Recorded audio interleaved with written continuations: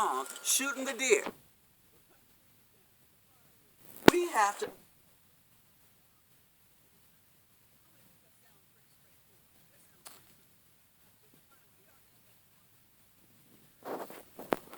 And the folks that are here in this county are not accustomed to taking orders from anyone who looks like we or me. I used to dream about that when I was a child.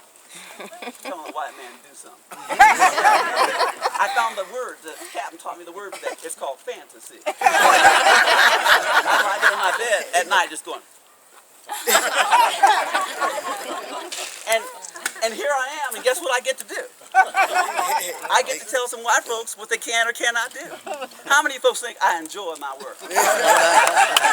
How many think I'm surprised by my work? And how many know fully well that such work will get you killed in Louisiana? That's why we got to stick together. You see, I got to tell you something about the 9th Cavalry and the 10th Cavalry and the 24th and 25th Infantry. These regiments of infantry and regiments of cavalry are simply men who were taught to be boys, but knew they were men. And now you got them all together in one group. Wow. And not only are we together in one group, you know, I didn't know when I enlisted in the 9th Cavalry, I'd get myself another family. Because I realized the man right there is my brother. He's my brother, because any man that's willing to step in front of you and take a bullet meant for you, if that ain't your brother, I don't know who is. But I prefer if he stepped in front of me. Because I'm going to think about him, that sacrifice he made. He stepped right in front, but you know what? He's going to want me to do the exact same thing. So what do we call? We watch each other and make certain we're both all right. But every soldier in the 9th Cavalry was trouble for some family in Mississippi or Georgia or Alabama. So what I'm saying is this: I joined the cavalry to save my life. I joined the army to find a sanctuary. It was safer for me to wear this uniform and be in the army than to be a sharecropper in South Carolina. If I stayed a sharecropper in South Carolina and I spoke out of place, I'd be a dead sharecropper. But I'm in the 9th Cavalry. That's right. In the 9th Cavalry. Wow. So if we see someone ain't following the rules, it's our job to point that out in a civil manner. And if that civil don't work, there's a man called Samuel Colt. Or, I'm not familiar with him. He must be a relative. That family sticks together. So we start out, we're very polite. I know my manners, and it sounds like this. Excuse me, sir, I just noticed that in your wagon, there's a deer, and that deer looks dead. And in Yosemite, that's called poaching. Now, I ain't calling you a poacher. I'm not calling you any names, sir, but I'm letting you know that you cannot hunt the deer. And the man says, well, you got to understand something. I've been here before the park was here, and my family is accustomed, boy, to coming up here and shooting the deer for firewood. Or shooting the deer and cutting the trees down for firewood. Then I said, I hear clearly what you're saying, but it seems like you have a problem with your eyes. He says, what do you mean? Well, you're seeing a boy, and I ain't no boy. Do you see that I'm telling you the truth? Do you see clearly the pistol?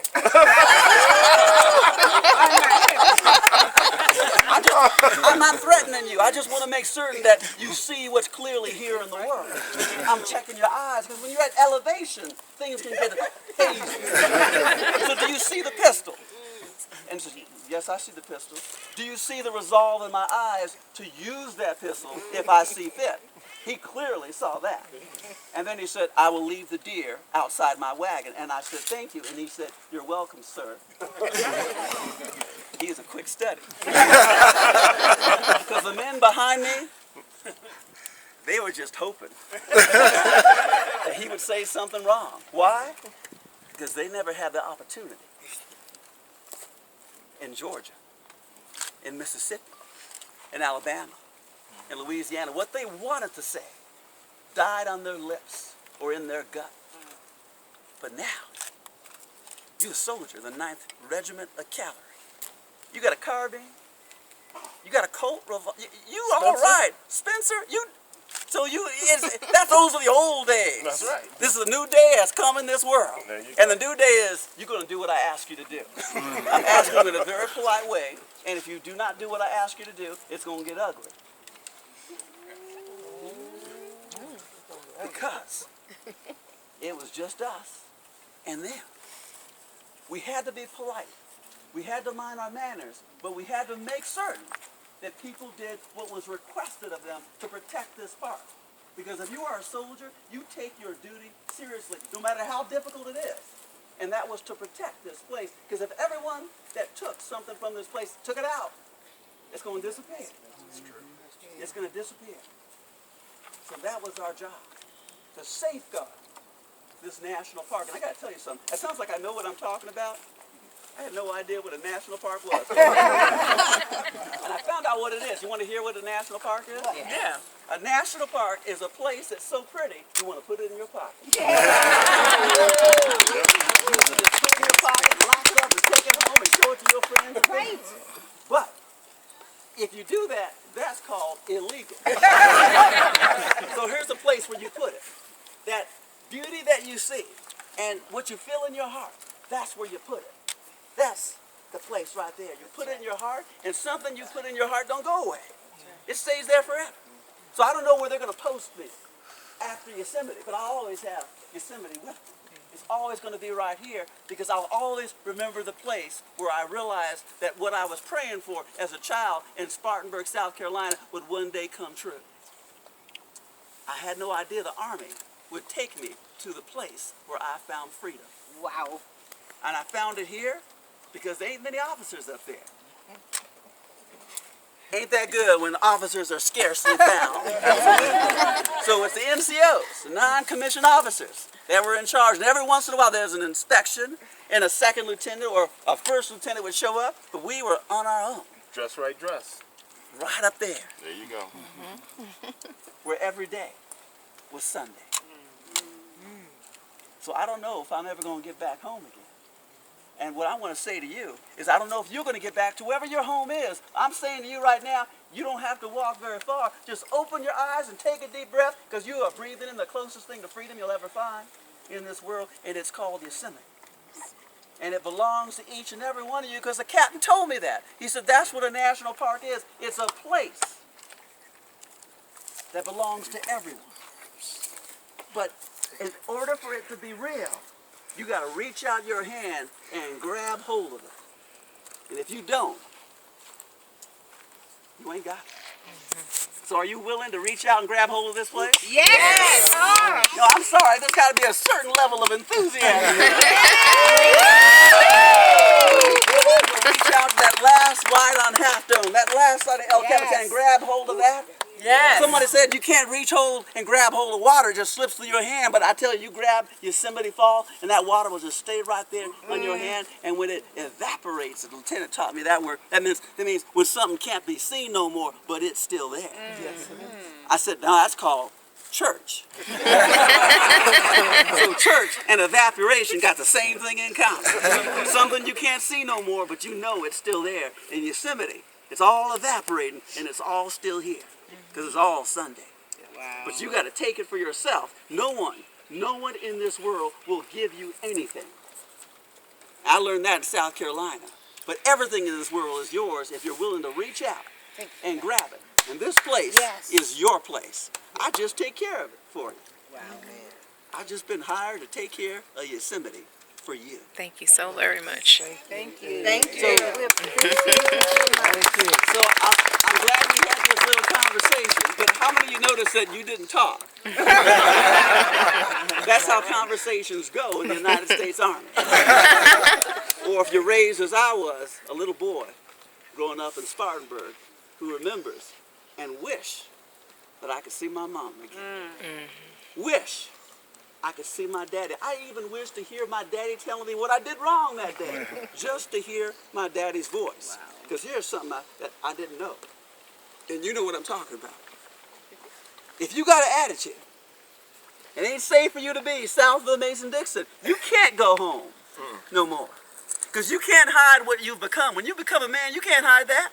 You can't keep it secret. You just look at someone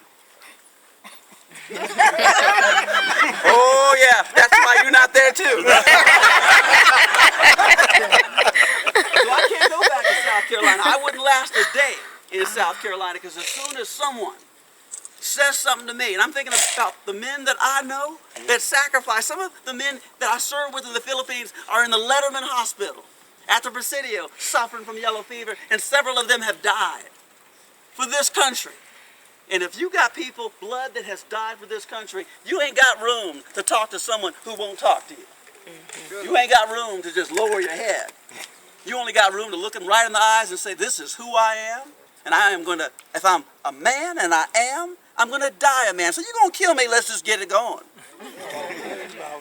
I know, that's all right. I was using you as an example. Yes. I got kind of carried away. I was starting to reach for my pistol. But I held myself back. Because shooting visitors is against regulations. And Thank God. had to follow the regulations. Thank you. So you gonna remember our little conversation? Yes, absolutely. Yes, sir. Then I have one last thing for you, and it's something I used to sing when I was a boy. It sounds like this. Do Lord, oh do Lord, do remember me. Do Lord, oh do Lord, Do remember me.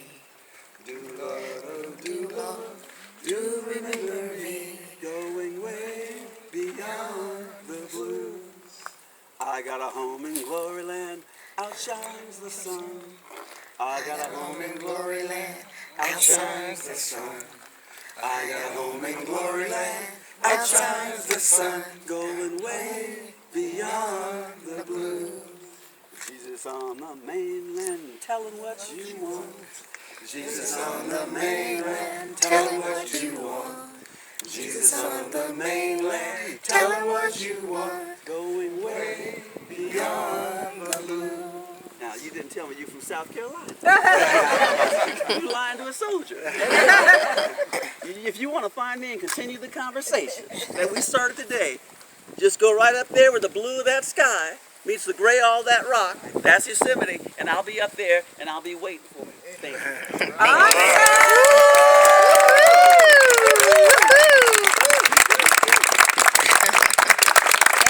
Thank you. And just a note, because the sergeant is in his park service posture, so he can't tell you himself, but he is the author of the book Gloryland that's in the bookstore, and multiple videos about Yosemite and the Buffalo Soldiers by Ranger Shelton Johnson, alias. And actually, and just so you know, Sterling Johnson is an Emmy Award-winning filmmaker, and I joined together, and for 3 years we've been making a film version of this play. The film version of this play came out on PBS in Fresno in March. It's coming out in KQED San Francisco in August, and then it will go out to American Public Television. I figure if you can either wait for Hollywood to call, or you can just do what you can do. That's right. Keep the story alive. And I'm still waiting for Denzel. My next existential play is called Waiting for Denzel. Yeah. We'll let him know. Waiting for Morgan is the sequel. Morgan Freeman. But until Morgan or Denzel take an interest, you got to take it into your own hands and do what you can with what you've been given. And so it's called Yosemite Through the Eyes of a Buffalo Soldier, 1902. You guys can't make it probably to the theater program tonight, but I just want you to know this film is available in the Visitor Center bookstore. So, and I don't get any money from it. I'm not selling anything. I'm sharing something. Yeah. Yeah. Because I can't get money for it because I'm a federal employee. Okay. And I like being out of prison. You know, I'm from Detroit. Staying out of prison is a good goal. Yeah. You know, the goal should be not staying out of prison. The goal should be accomplishing something in this world. That's Yes. right. Giving And back. that's this. I want to give this. Where'd I get this from? I don't know. It came from here. Oh, there you are. She's like, I want my book. Thank you. So, any questions? I should be signed. I just I have. know we have to get back on the bus soon, but I'd really love to do group photo. Yes. So, and not everybody has flashes. So, Teresa, Bless you. oh my goodness. I just wanted to kind of get you on video. My grandmother turned 101 yesterday on the 7th, and I wanted you to say happy birthday to her. Joey, Alice Fleming. Before we do a photo. Miss Fleming, happy birthday. Happy 107? 101. 101, happy 101, and I look forward to you having turning 107. It's a pleasure meeting you, and happy birthday from Yosemite Valley. A circle Thank you most so of the much. day. You can arrange yourself.